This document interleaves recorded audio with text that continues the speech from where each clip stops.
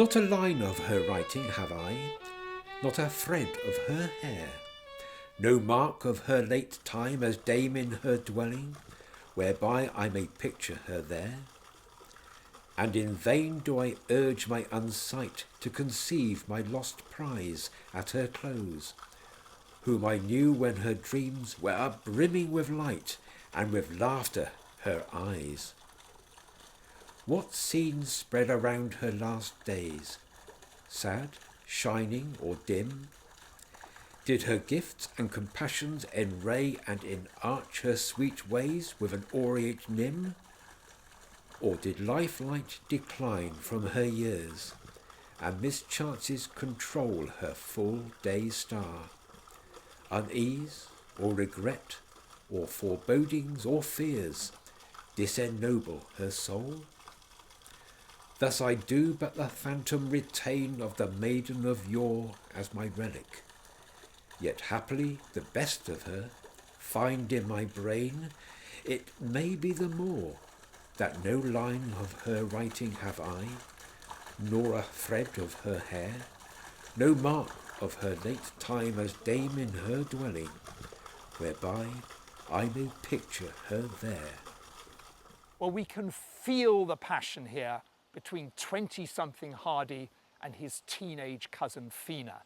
But what actually happened was that they both married somebody else, and this poem was written a quarter of a century later, after poor Phena had sadly died very young. So why did their affair come to nothing? Well, we're not sure really. It was serious enough for him to give her a ring. But Phena, of course, was determined to improve herself, so she had decided to go on up to London to do that, and Hardy actually stayed here in Dorset. But even so, I mean, there was a train. He could have, jumped on the train and seen her. They could have had a long-distance romance. Well, indeed, but there might have been a slight problem with the strictness of the regime for the training school. But the other hand is that we know that Hardy's mum did not approve of her children getting married, and that may well have been a factor. Mariah, this poem, Thoughts of Phena at News of Her Death, an amazing poem. I think maybe we just begin at the beginning with the first two lines, which, I mean, to my mind, he's got this talking about her as a person, but on the one hand intellectually, on the other as a physical being, the writing and the hair. Just what do you feel about the way he writes about her and whether he's allowed to do that? Okay, that's an interesting question. So, in terms of my immediate responses to those opening lines, what immediately jumps out to me is the negation that precedes everything. So not. We've got not in the first line, not in the second line, and then no in the third line. And then, as you say, it's a negation first of writing. So that is where he starts. So we've got in the title, Thoughts of Phena at the News of Her Death.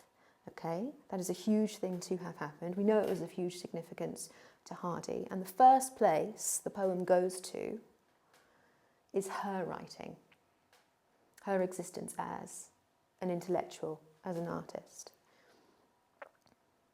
I have a lot of empathy with a poem that immediately goes to someone's creative and intellectual life in response to something like their death. I think that's a humane kind of opening to the poem. And coupled with this idea of not, it immediately has this sense of absence of that.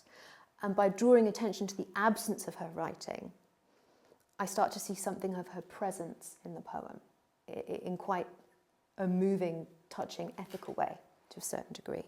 And then we have not a thread of her hair, so then her body, her physicality coming in, secondary to her intellectual life. That's a very important journey into this speaker's memories of this person.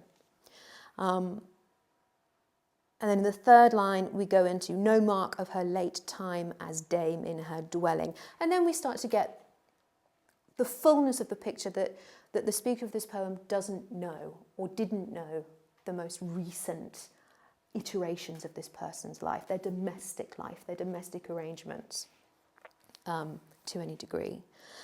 So we've got a very clear sketching of what this speaker feels able to talk about and what they feel they have missed out on. With that, I can see the argument, I can see the logic, but in that middle stanza, he sort of has this binary of, was she still sweet? Was she still kind and caring? Or had she become, what's the word he uses? Disennobled by life, by drudgery, by the life of a dame, being a mother, managing a household. And there's a binary there that kind of got my back up a little bit about, is she that perfect maiden, or has she lost her bloom? Has she become less noble somehow through life, by living?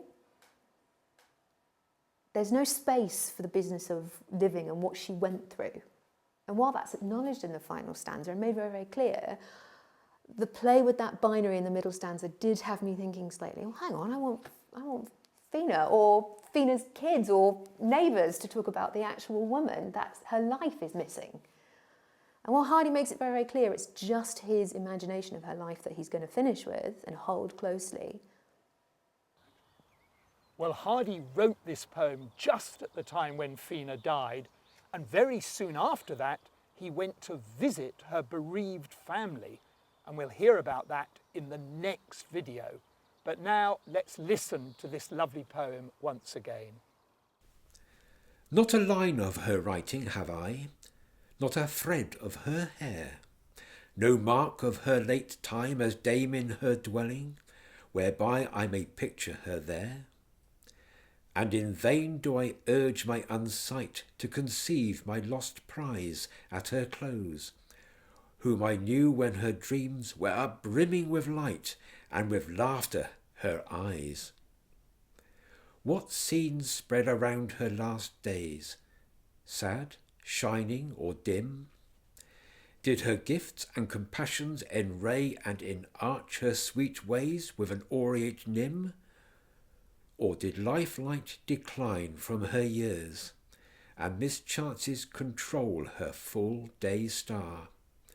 Unease, or regret, or forebodings, or fears, disennoble her soul?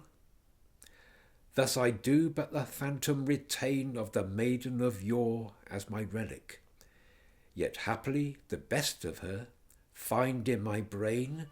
It may be the more, that no line of her writing have I, nor a thread of her hair, no mark of her late time as dame in her dwelling, whereby I may picture her there.